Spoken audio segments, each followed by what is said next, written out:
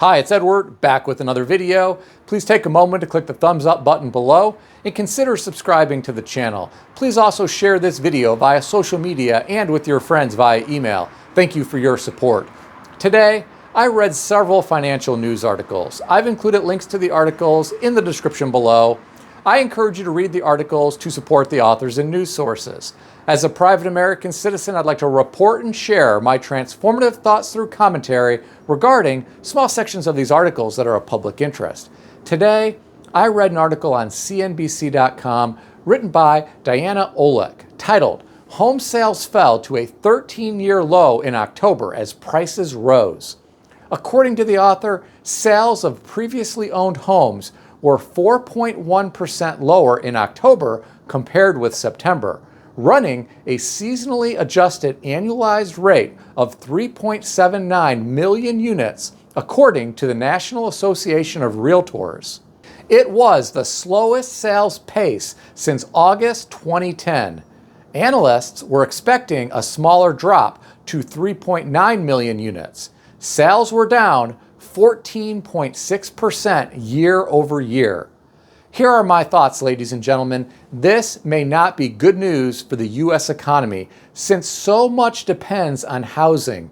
Think about how many people earn their livelihood from housing units being sold. I'll name off some occupations, which is by no means a complete list. Realtors, property appraisers, mortgage loan originators, back office staff at mortgage companies, title company employees, whole house inspectors, pest inspectors, and moving company employees. When people move into a new home, many want to make some improvements. So they may hire people such as painters, electricians, flooring installers, interior designers, interior decorators, and perhaps someone who installs blinds.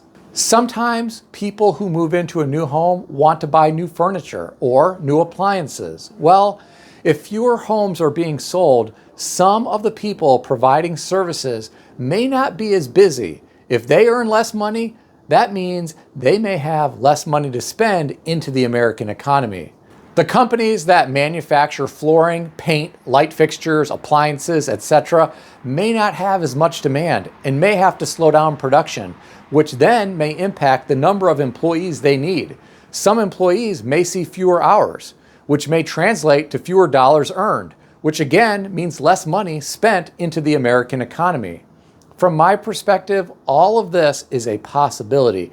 It may not be a good sign for the U.S. economy. Apparently, there are some people benefiting from this slowdown in sales, and that is sellers. The author references Lawrence Yun, the NAR's chief economist, who said, "While circumstances for buyers remain tight, home sellers have done well as prices continue to rise year over year, including a new all-time high for the month of October. In fact, a typical homeowner has accumulated more than $100,000 in housing wealth over the past 3 years." It's really crazy, isn't it? Some of these sellers have properties that they have made few, if any, improvements to, and they are selling them for tens of thousands and in some cases hundreds of thousands of dollars more than they purchased them for. In some hot areas, they may even be selling them for millions of dollars more than they paid. These homes are just older and more worn out, but yet they are getting a lot more money than they paid for them because of supply and demand. I worry about some people who may be buying all of these properties at elevated levels with a much higher interest rate than in years past. Depending on what happens with our economy, some of these people could potentially see their assessed value drop in the short term. Real estate has had a great track record in the long term, so people who hold on to their properties may be okay, but there are no guarantees. As with any investment, you can always lose money. I attended numerous closings at title companies after the 2008 Great Financial Crisis, and people had to bring money to closing to get out of their homes. They were willing to do whatever was necessary to dump their properties. I hope you all know they didn't actually bring money to closing. They requested a wire transfer from their bank to the title company. But it was crazy to live through those times and experience all that. Because I lived through that, I just scratch my head in disbelief regarding everything that we are seeing in the real estate market nowadays. Please keep in mind that no one knows for sure what is going to transpire in the real estate market moving forward. It's always possible people who are buying today will continue to see their assessed values climb for years to come as inflation chugs along. Now, there is an interesting section of this article where the author said sales fell in all price categories up to $750,000, but there was an increase in sales of higher-end homes. Homes above $1 million were up just over 9% from a year ago. Wealthier buyers either tend not to use mortgages or are less sensitive to monthly rate changes. Well, I have seen this firsthand. I have continued to see multi-million-dollar properties go pending, and it continues to surprise me, especially when someone is willing to pay $3 million for a property that was selling for $1.5 million a few years ago. There are a lot of people who have made a tremendous amount of money with their equity investments. Some have also had real estate appreciation, and they are in a position where they can afford to upgrade to a bigger and more expensive home. Unfortunately, younger people who are starting their careers with modest salaries are in a position where they are struggling to buy a home. They can't compete with all of the cash offers. They're struggling to come up with the down payment money unless they can get a gift from their parents or grandparents. They are struggling to qualify for a mortgage in this higher interest rate environment that we are all dealing with now. I personally don't think we are going to see much change unless there is a crash in the stock market. If wealthy people see their portfolios drop significantly, they will be less likely to cash out of investments at the bottom to purchase a new expensive home. They will also be less likely to gift money to their children or grandchildren to help them buy a home. As you all know, equities continue to chug along, and people are still excited about the prospects of artificial intelligence. Big tech continues to do well. No one has a crystal ball regarding what may happen in the future. If we do experience a big drop in equities like we saw in 2008 or the year 2000, the real estate market may be quite different than what we are seeing today.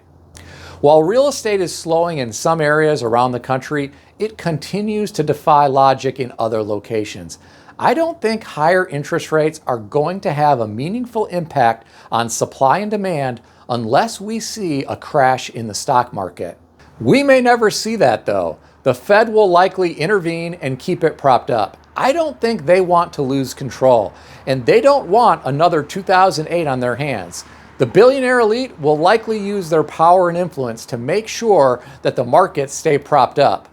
Now, all of this is pure speculation on my part. And what do I know? I'm just some guy on YouTube. What do you think? Share your thoughts in the comment section below. It's not just real estate sales that are slowing. Retail is having a hard time lately. I read an article today on Yahoo Finance put out by Reuters and written by Grant Van Eyck titled, "Kohl's Trims Sales Forecast on Weaker Consumer Spending, Shares Slump."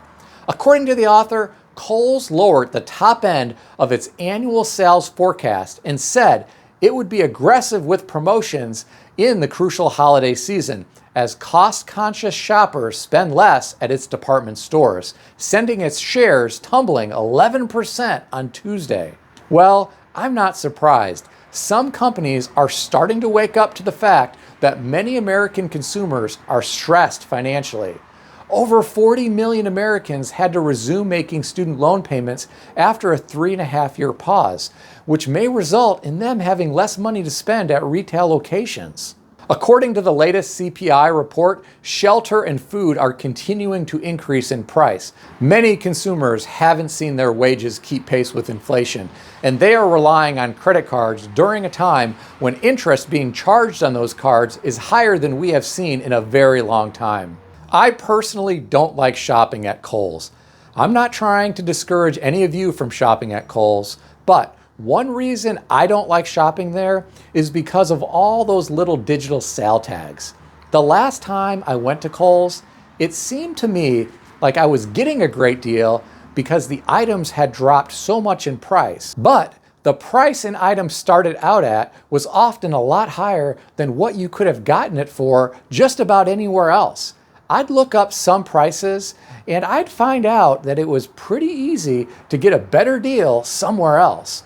At least this was for the items that I was shopping for. Maybe this has all changed. I sure hope it has. It will take a lot to get me to shop at Kohl's again. I do know that Kohl's is facing a class action lawsuit from a plaintiff named Michelle Cortez Gomez because Kohl's is accused of falsely inflating comparison prices in order to give the illusion of a discount on products. This seems very similar to what I experienced. This class action lawsuit was filed in federal court in Wisconsin. Apparently, Kohl's isn't the only retailer with a gloomy situation. I read an article today on CNBC written by Melissa Remco titled, "Best Buy Cuts Sales Forecast as Holiday Shoppers Hunt for Deals." According to the author, Best Buy cut its full-year sales outlook Tuesday as the company weathers a period of cooler demand and prepares for price-conscious holiday shoppers. The author went on to say that Best Buy's online sales declined by 9.3% in the US. Well, I wish Best Buy well. I hope they see their sales increase moving forward. I personally prefer ordering from Amazon versus Best Buy, and I'll tell you why. I purchased an electronic device from Best Buy this month, and then after receiving it, I determined that it wasn't going to do what I needed, so I returned it, and I had to pay a $45 restocking fee. I've never experienced anything like that on Amazon before. I'm going to think twice before ordering electronic devices from Best Buy moving forward. I'll at least check the fine print and find out if there is a restocking fee. Now, I'm not trying to discourage any of you from shopping at Best Buy. You may have a great experience there. I was just frustrated by the restocking fee this month. I'll share something else with you that frustrates me about Best Buy. I tried to get them to price match something that I found online. I went to the store and showed them the online vendor that had the exact item for less money. And a Best Buy employee told me that they couldn't price match that. They can only price match from certain companies on a list that is available on their website. What the heck is all of that about? If you are going to price match, then price match. Don't limit it to certain companies on a list. I left frustrated because I felt like I had wasted my time and my fuel going there. There has been other bad news today regarding other retailers, such as American Eagle plummeting 17% at one point due to concerns about demand, and Lowe's cutting their sales outlook as homeowners take on fewer projects. It sounds like retailers may struggle in the short term moving forward.